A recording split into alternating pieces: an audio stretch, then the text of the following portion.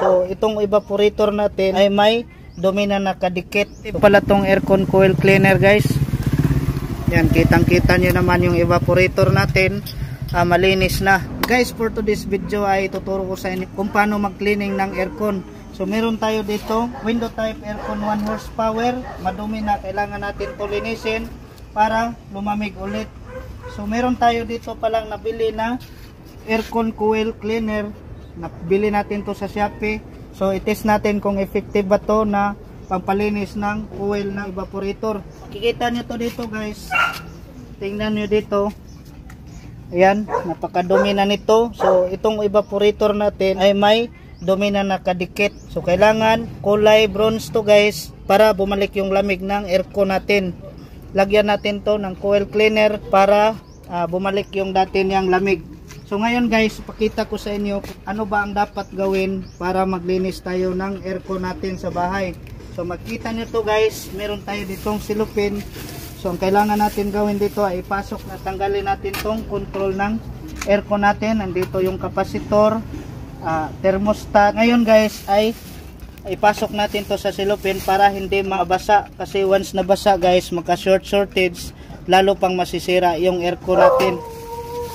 So ngayon lagay natin to guys dito sa silupin. Yan. Next natin na lagyan ng silupin guys ay dito naman tayo sa fan motor. Ito yung fan motor niya. So kailangan natin lagyan ng silupin para hindi mabasa. Yan guys, na lagyan na natin yung silupin ng fan motor. Ngayon meron tayo ditong jar. Nalagyan natin ng jar para mabilis yung flow dito sa pressure washer natin. So ngayon guys, linisin muna natin tong evaporator. Ngayon guys, tirahin na natin to. Unahin natin tong evaporator ng aircon natin.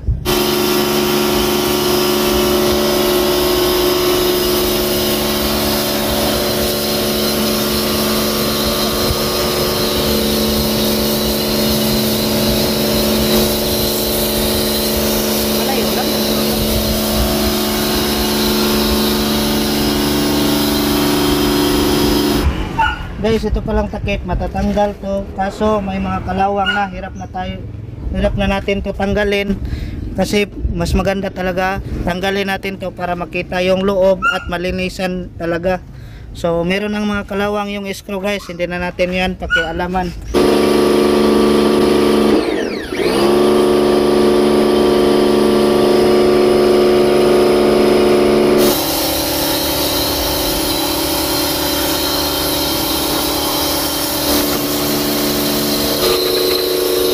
Ngayon guys, lagyan na natin to ng aircon coil cleaner.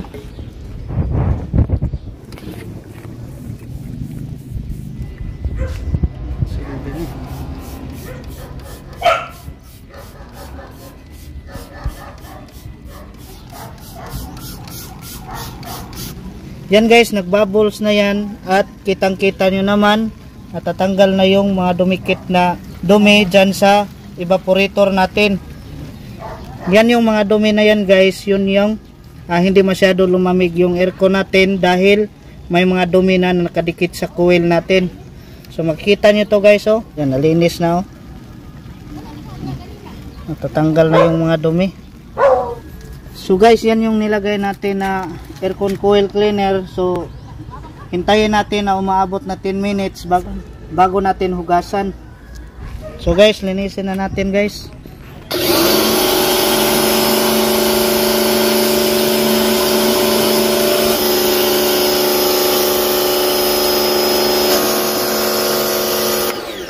Tingnan nyo guys.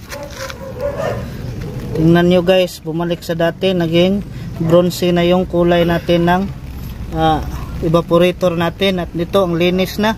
Effective talaga pala to guys. Napaka-effective. So tingnan nyo guys, oh. Malinis na malinis na. Yan. Ganito maglagay ng sabon sa coil natin guys.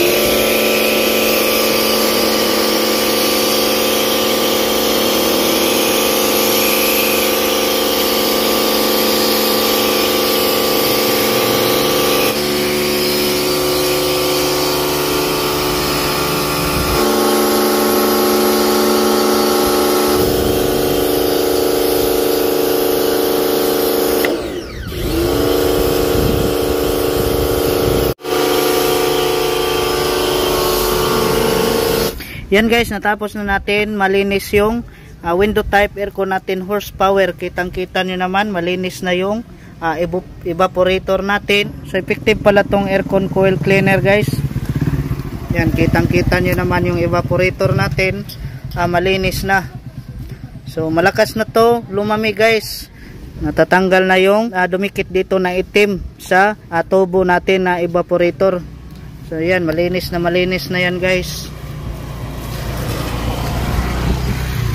Dito rin.